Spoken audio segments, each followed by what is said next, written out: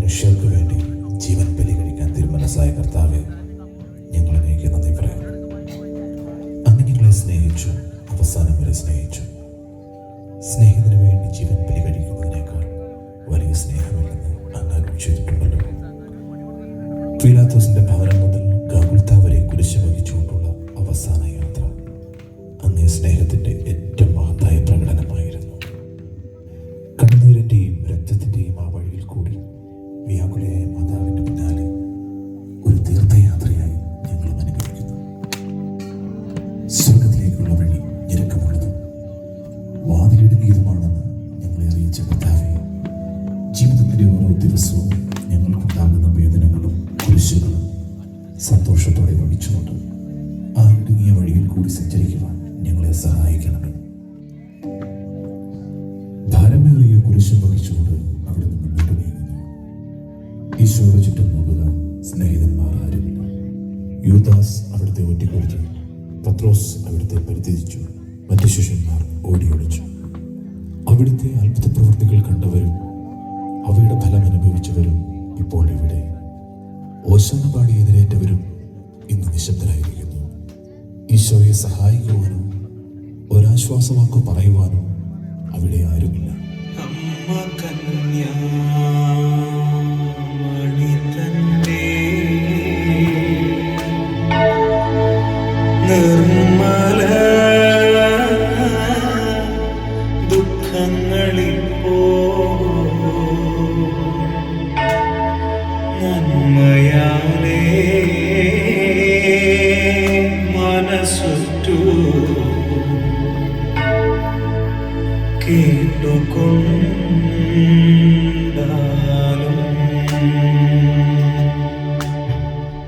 കുരിശ് യാത്ര മുന്നോട്ട് നീങ്ങുന്നു. ഇടയ്ക്ക് സങ്കടകരമായ ഒരു കൂടിക്കാഴ്ച. അവിടുത്തെ മാതാവ് ഓടിയെത്തുന്നു. അവർ പരസ്പരം നോക്കി. കതിഞ്ഞൊഴുകുന്ന 4 കണ്ണുകൾ, വിങ്ങിപ്പൊട്ടുന്ന 2 ഹൃദയങ്ങൾ. അമ്മയും മകനും സംസാരിക്കുന്നില്ല. മകന്റെ വേദന അമ്മയുടെ ഹൃദയം തകർക്കുന്നു. അമ്മയുടെ വേദന മകന്റെ ദുഃഖം വർദ്ധിപ്പിക്കുന്നു. 40-ാം ദിവസം ഉണ്ണിയെ ദേവാലയത്തിൽ കാഴ്ചവെച്ച സംഭവം മാതാവിന്റെ ഓർമ്മയിൽ വന്നു. തന്റെ ഹൃദയത്തിൽ ഒരു വാൾ കിടക്കുമെന്ന് പരിശുദ്ധനായ ശിമയോൻ അന്ന് പ്രവചിച്ചു. ദുഃഖമൊക്കെ പരവാനോ വാക്കുപോരാ മനുഷ്യർക്ക് ഉൾക്കണി ചിന്തിച്ചുകൊള്ളുവാൻ ബുദ്ധിയും പോരാ. ഇനി കുരിശോടുകൂടെ മുന്നോട്ട് നീങ്ങുവാൻ ശക്തനല്ല. അവിടുന്ന് വഴിയിൽ വെച്ച് തന്നെ മരിച്ചു പോയേക്കുമെന്ന് യൂതന്മാർ ഭയന്നു. അപ്പോൾ ശിമയോൻ എന്നൊരാൾ വയലിൽ നിന്ന് വരുന്നത് അവർ കണ്ടു. കെവറിൻകാരനായ ആ മനുഷ്യൻ അലക്സാണ്ടറിന്റെയും ട്രോപ്പോസിന്റെയും പിതാവായിരുന്നു. അവിടുത്തെ കുരിശ് ചുമക്കുവാൻ അവർ അയാളെ നിർബന്ധിച്ചു. അവർക്ക് ഈശോയോട് സഹതാപം തോന്നിയിട്ടില്ല. ജീവനോടെ അവിടുത്തെ കുരിശിൽ തറയ്ക്കണമെന്ന് അവർ തീരുമാനിച്ചിരുന്നു. എൻ മനോവാക്കിൻ വശം പോൽ പറഞ്ഞാലോ കഴിവില്ല. അമ്മ കന്നേ തുണയെങ്കിൽ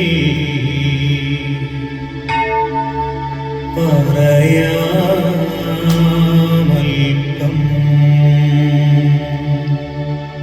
ഭക്തയായ വെറോനിക്ക മിശിഹായെ കാണുന്നു. അവളുടെ ഹൃദയം സഹതാപത്താൽ നിറഞ്ഞു. അവൾക്ക് അവിടുത്തെ ആശ്വസിപ്പിക്കണം.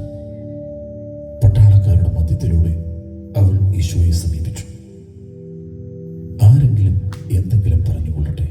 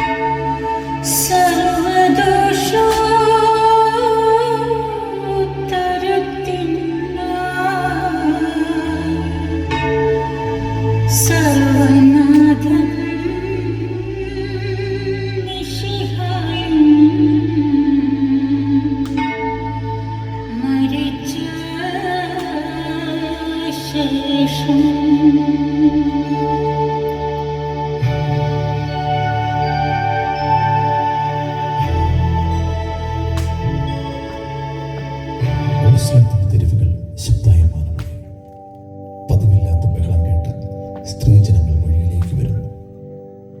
അവർക്ക് സുപരിചിതനായ ഈശോ കുലക്കളത്തിലേക്ക് നയിക്കപ്പെടുന്നു. അവിടുത്തെ പേരിൽ അവർക്ക് അനുകമ്പ തോന്നി. ഓശാന ഞായറാഴ്ചത്തെ ഘോഷയാത്ര അവരുടെ ഓർമ്മയിൽ വന്നു. സൈത്തിൻ കൊമ്പുകളും ജൈവിളികളും. അവർ കണ്ണുനീർ വാർത്തു കരഞ്ഞു. അവരുടെ സഹതാപ പ്രകടനം അവിടുത്തെ ആശ്വസിപ്പിച്ചു. അവിടുന്ന് അവരോട് പറഞ്ഞു, നിങ്ങളെയും നിങ്ങളുടെ കുഞ്ഞുങ്ങളെയും ഓർത്ത് കരയുവിൻ. ഏതാനും വർഷങ്ങൾക്കുള്ളിൽ ഓർസ്ലേം ആക്രമിക്കപ്പെടും. അവരും അവരുടെ കുട്ടികളും പട്ടിണി കിടന്ന് മരിക്കും. ആ സംഭവം അവിടുന്ന് പ്രവചിക്കുകയായിരുന്നു. അവിടുന്ന് സ്വയം മറന്ന് അവരെ ആശ്വസിപ്പിക്കുന്നു. ഭൂമിയിൽ നിന്നേറിയൊരു ശവങ്ങളും പുറപ്പെട്ടു. ഭൂമിനാഥ ദുഃഖമോടെ ദുഃഖമേ പുത്ര.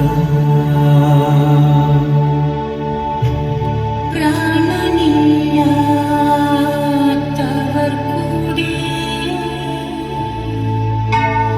ദുഃഖമോടെ പുറപ്പെട്ടു.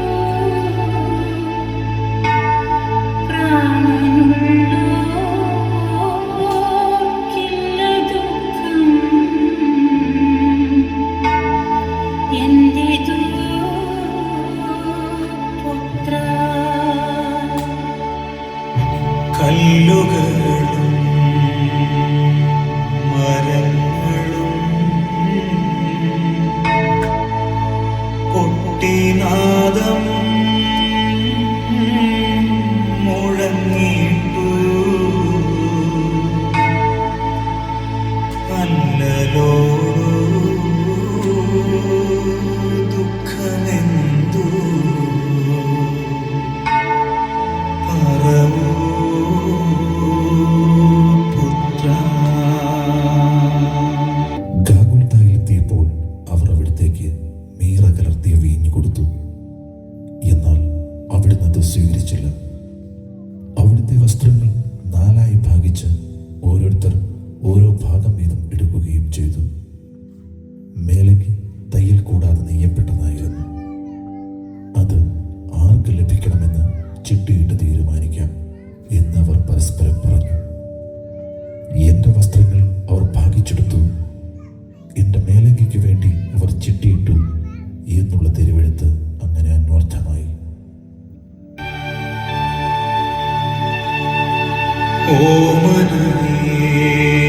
ഓമനേറുന്ന നിന്റെ തിരുമുഖ ഭംഗി കണ്ടാൽ ഈ മഹാപാപികൾക്കിതു തോന്നുമോ പുത്ര. ഈശോയെ കുരിശിൽ കിടത്തി കൈകളിലും കാലുകളിലും അവർ ആണി തറയ്ക്കുന്നു. ആണിപ്പഴുതുകളിലേക്ക് കൈകാലുകൾ വലിച്ചു നീട്ടുന്നു. ഉഗ്രമായ വേദന, മനുഷ്യന് സങ്കല്പിക്കാൻ കഴിയാത്ത വിധം ദുസ്സഹമായ പീഡകൾ. എങ്കിലും അവിടുത്തെ അധരങ്ങളിൽ പരാതിയില്ല, കണ്ണുകളിൽ നൈരാശ്യമില്ല. പിതാവിൻ്റെ ഇഷ്ടം നിറവേറട്ടെ എന്ന് അവിടുന്ന് പ്രാർത്ഥിക്കുന്നു. അണിമേൽ തൂങ്ങി നിന്റെ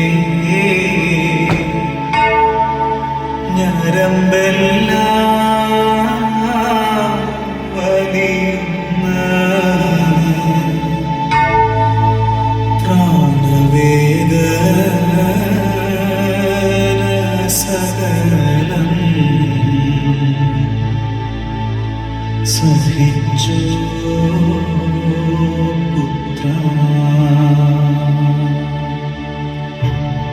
ആണികൊണ്ട് നിന്റെ ദേഹം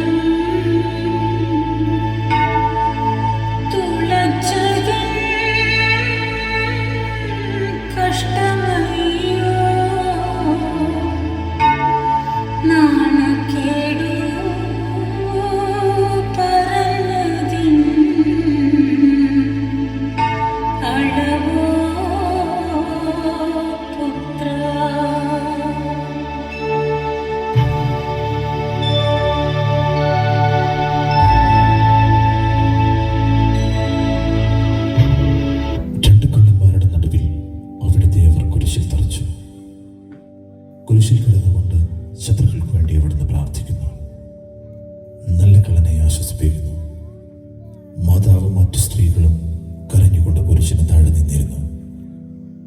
ഇതാ നിന്റെ മകൻ എന്ന അമ്മയോടും ഇതാ നിന്റെ അമ്മ എന്ന യോഹന്നാനോടും അവിടുന്ന് അരുളി ചെയ്തു. 12 മണി സമയമായിരുന്നു.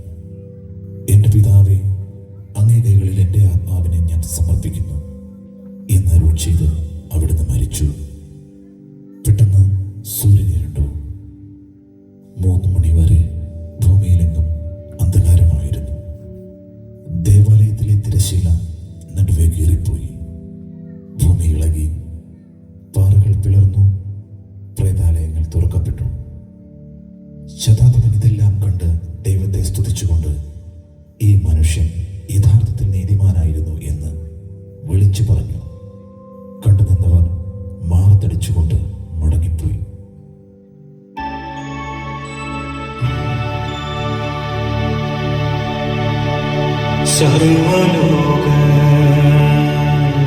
സർവലോകനാഥനായ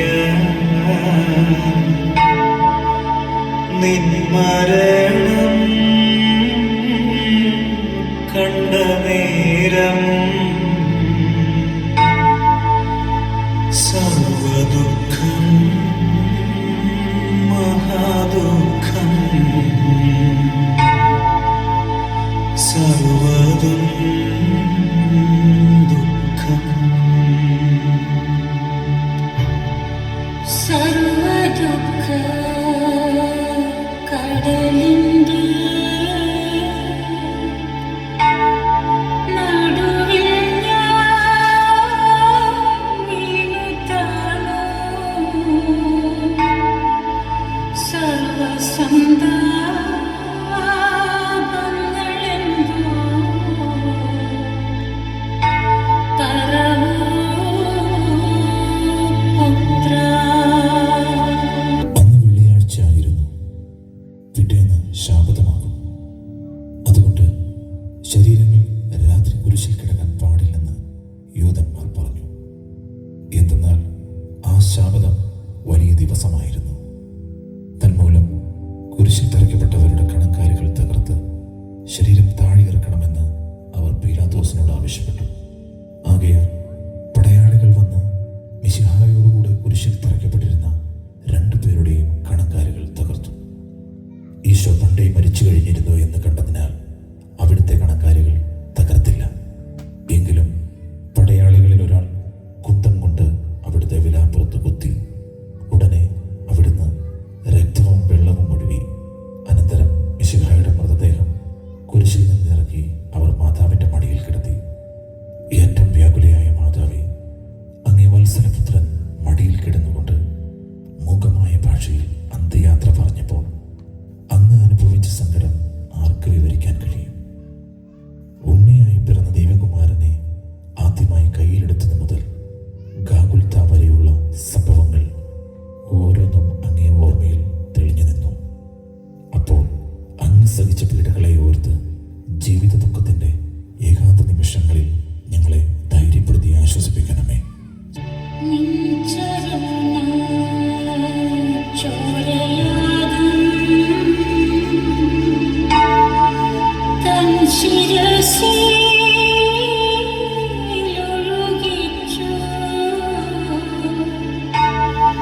വഞ്ചതിയാൽ വന്ന ദോഷം ഒഴിച്ചു പുത്രാ. മരത്താലേ വന്ന ദോഷം മരത്താലേ ഒഴിപ്പാനായി മരത്തിന്മേൽ തൂങ്ങി നീയും മരിച്ചോ പുത്രാ.